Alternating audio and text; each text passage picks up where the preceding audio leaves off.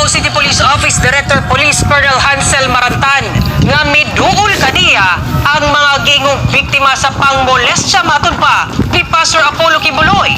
Atong saro ng detalye ini sa live report ni Jandy Esteban. Jandy.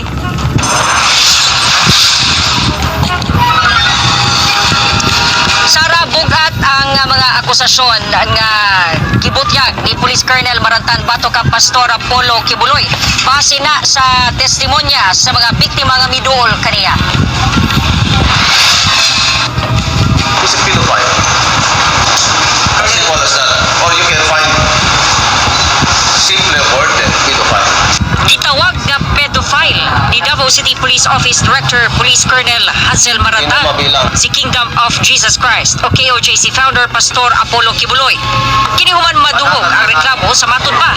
5 ka mga babayi nga matud pa kani miyembro sa KOJC. Sumala ni Marantan ang duha personal niya nag-istorya.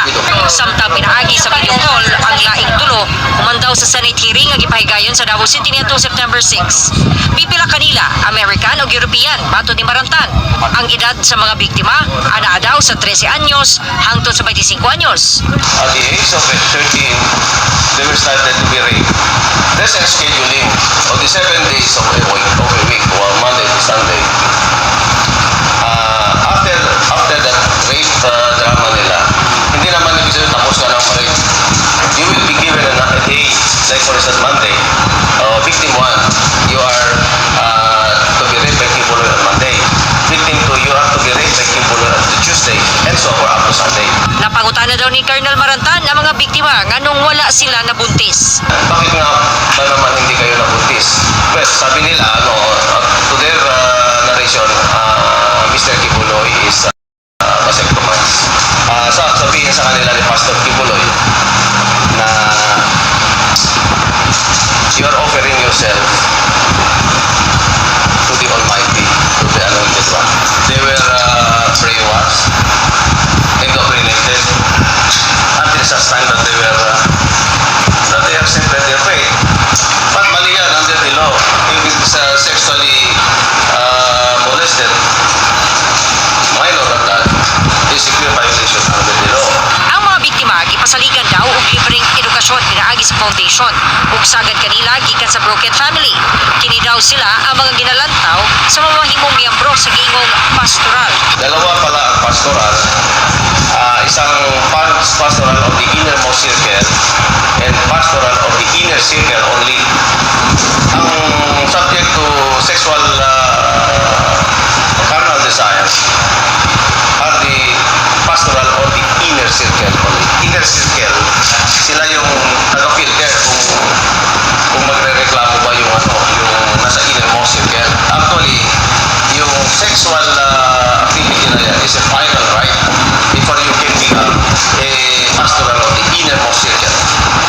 Apan daan ng gitubag ni KOJC Chief Legal Counsel Attorney Israelito Torion na ang Children's Foundation nagkanayong makatabang sa mga bata.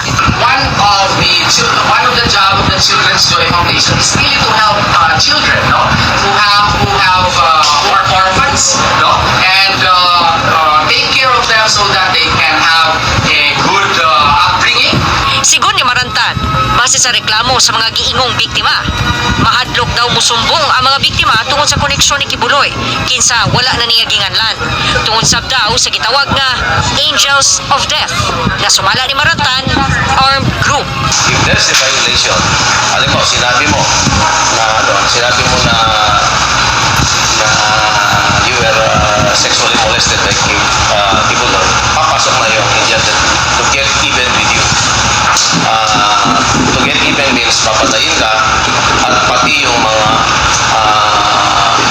genes line mo, mga magulang mo, mga kapatid mo. I did not deal with that ilan yung mga patay, pero I know may mga napatay na sila. Midumili una si Marantan nga ipatubang sa media ang mga biktima kay kuhaan pa daw nila og sworn statement. Ang mensahe ko po sa mga victims, ito na yung chance for you to come out in the open. Ito na. Arrested na po si Pastor Kibuloy and others. You have seen how decided we were implementing the warrant of arrest.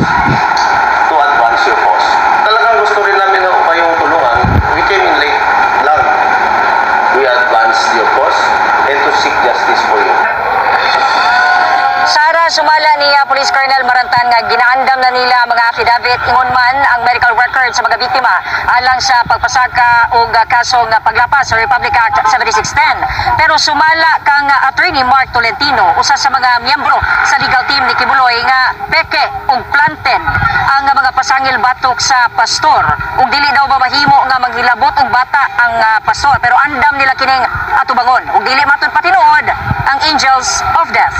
Sara, Daghang salamat.